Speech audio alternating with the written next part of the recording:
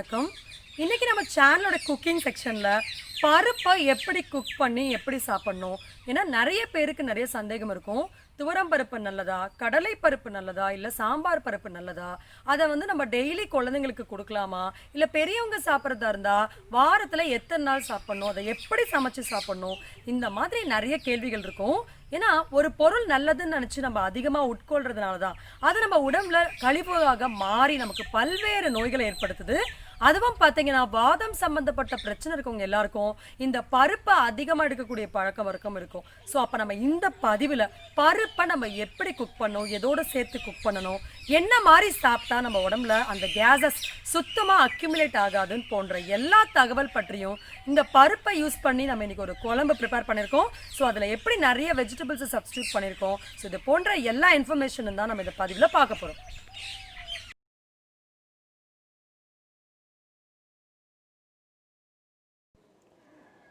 பருப்பில் புரோட்டீன் இருக்குது அப்படின்றது மறுக்க முடியாத உண்மை. ஆனால் அந்த புரோட்டீனை ஈஸியாக பிரேக் பண்ணி கலோரிஸாக மாற்றுற அளவுக்கு நமக்கு ஜீரண ஆற்றல் இருக்கா அப்படின்னு யோசிச்சு பார்க்கணும். அந்த காலத்தில் கூட செவ்வாய் வெள்ளி தான் பருப்பு போடுவாங்க. இன்றைக்கி அவசர உலகத்தில் வாரத்தில் 4 நாளும் பருப்பு சாதம், பருப்பு சம்மந்தப்பட்ட குழம்பு தான் வைக்கிறாங்க. அது கூட பார்த்திங்கன்னா குக்கரில் போட்டு 4 சவுண்டு விட்டுறாங்க. குக்கரில் பருப்பு போடும்போது அதில் இருக்கக்கூடிய எல்லாம் கோந்து மாதிரி மாறிடும். அப்போ வயத்தில் போய் மந்தமாயிடும். அப்போ கேஸஸ் லெவல் ஜாஸ்தியாகும். நம்முடைய எக்ஸ்பீரியன்ஸில் நிறைய ஆர்த்ரைட்டிஸ் பேஷண்ட்ஸு இந்த பருப்பை ஒரு 4-5 வருஷம் அதிக அளவில் எடுத்ததுனாலேயே இந்த நோய்க்கு ஆளாயிருக்காங்க அப்படின்றது அனுபவபூர்வமாக நம்ம கண்ட உண்மை. சரி, பருப்பில் எந்த பருப்பு ஈஸியாக டைஜஸ்ட் ஆகும்? பாசிப்பருப்பு தான் ஈஸியாக டைஜஸ்ட் ஆகும்.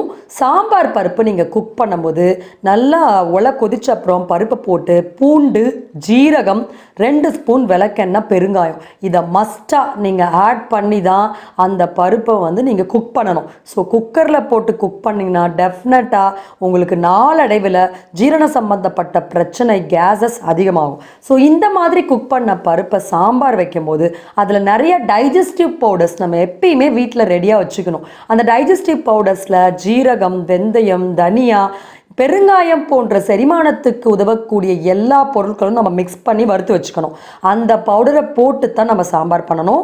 வாரத்துக்கு 1 தடவை தான் சாம்பார் எடுத்துக்கணும். குழந்தைங்களுக்கு கூட பருப்பு சாதம் நல்லதுன்னு அம்மாங்கள் டெய்லி கொடுத்துருவாங்க. அப்போ குழந்தை என்ன ஆகும், வெயிட் கெயின் ஆகிட்டே போயிட்டு அதுக்கு சளி தொந்தரவு, மோஷன் போகாமல் கஷ்டப்படும். 4 நாளுக்கு ஒருக்க மோஷன் போகும். ஸோ அப்போ இந்த எல்லா பிரச்சனைக்குமான தீர்வு நம்ம பாசி பருப்பை லைட்டாக பயன்படுத்திக்கலாம். சரி, கடலைப்பருப்பை பயன்படுத்தலாமா அப்படின்னா கடலைப்பருப்பை நம்ம மந்த்லி 2 தான் இன்றைக்கி இருக்க சுச்சுவேஷனில் பயன்படுத்தணும். அது ஹெவி கேஸான ஒரு பருப்பு. ஸோ அதை இப்போ பாருங்கள், இப்போ நம்ம அதை யூஸ் பண்ணி ஒரு ரெசிபி ஒன்று பண்ணியிருக்கோம்.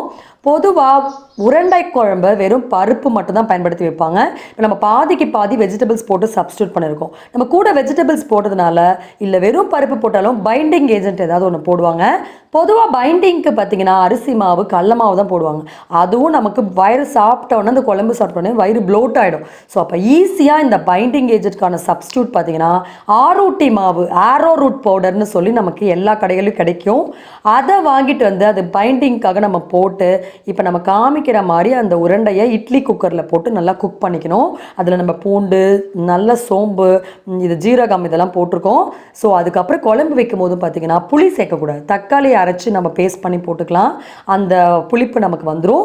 ஸோ நல்லெண்ணெய் நம்ம ஒரு 8 to 10 ஸ்பூன் தாராளமாக பயன்படுத்தலாம். நல்லெண்ணெய் எவ்வளோ கொதித்தாலும் சரி நமக்கு அதிக கெட்ட கொழுப்பாக மாறவே மாறாது. ஸோ அப்போ நமக்கு நல்ல ஆயிலில் டேஸ்ட்டாக சாப்பிட்ட மாதிரி இருக்கும். நம்ம உடம்புக்கும் நம்ம குடலுக்கும் போதுமான எண்ணெய் சத்து கிடைச்சதுருக்கும். இந்த எண்ணெய் சத்து தான் நம்ம சைனோவியல் ஃப்ளூயிடாக இருக்க ஜெல்லை நல்லா அதிகப்படுத்தும், பலப்படுத்தும். ஸோ அப்போ நம்ம என்ன யூஸ் பண்ணுறோம் அப்படின்றத ரொம்ப ரொம்ப முக்கியம். சரி, இப்போ நம்ம இந்த குழம்பை நீங்கள் பார்க்கலாம். நம்ம இந்த பருப்பு போட்டு தான் குக் பண்ணியிருக்கோம். ஸோ நம்ம இந்த மந்த்லி ஒன்ஸ் கன்சியூம் பண்ணால் கண்டிப்பாக நமக்கு எந்த விதமான சைட் எஃபெக்ட்ஸ் ஏற்படாது. ஸோ பருப்பை எப்படி யூஸ் பண்ணணும், எந்தெந்த கால அளவில் அதை சமைக்கணும், இது எல்லா தகவலும் உங்களுக்கு போதுமான விஷயங்களாக இருந்திருக்கும்னு நான் நம்புகிறேன். இனிமேல் நம்ம சேனலில் குக்கிங்காகவே கண்டிப்பாக நிறைய பதிவுகள் போட போகிறோம். ஏன்னா உணவு தான் நம்முடைய வாழ்வை, ஆரோக்கியத்தை தீர்மானிக்குது. அந்த உணவை மருந்தாக மருந்தாக நம்ம மாற்றி அமைச்சிட்டோம்னா தேவையில்லாமல் இந்த ஒரு நோய்க்கு பல பேர்கள் வைத்து அந்த கழிவுகளை நமக்குள்ளே தேக்க வைத்து கொண்டு நம்ம வீட்டில் முடங்கி கிடக்க வேண்டிய அவசியம் கிடையாது. ஸோ உங்களுக்கு என்ன ரெசிபி பற்றின என்ன ஃபுட்டு பற்றின தகவல் வேணுங்கிறத மறக்காமல் நம்முடைய கமெண்ட் செக்ஷனில் பதிவு பண்ணுங்கள். இந்த வாய்ப்பை கொடுத்த இறைவனுக்கு மனமாற நன்றி கூறி விடை பெறுகிறேன். வணக்கம்.